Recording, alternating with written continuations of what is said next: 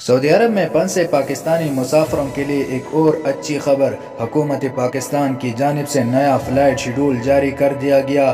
Ministry of overseas Pakistanis اور HRD کی جانب سے جاری کیے جانے والے اس نئے شیڈول میں 4 مزید پروازوں کا اضافہ کر دیا گیا ہے۔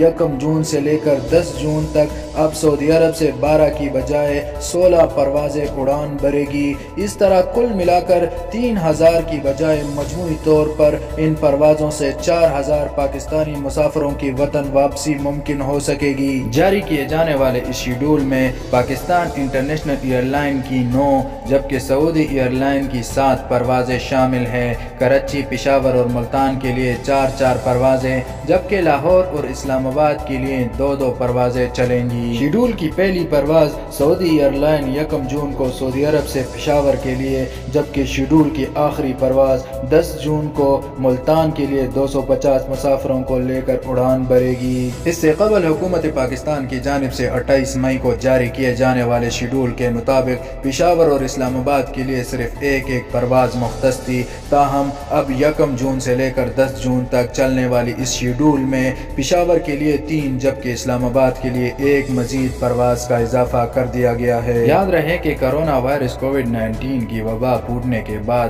پاکستانی سفارتخانوں کی جانب سے سعودی عرب میں پھنسے پاکستانی مسافروں کی وطن واپسی کے لیے درخواستیں مطلوب کی گئی تھی، اور اب اس ضمن میں ترجیحی بنیادوں پر medical emergency, family visa, visit visa یا فائنل ایگزٹ ایکسپائر ہونے والے افراد کو وطن واپس بھیجا جا رہا ہے۔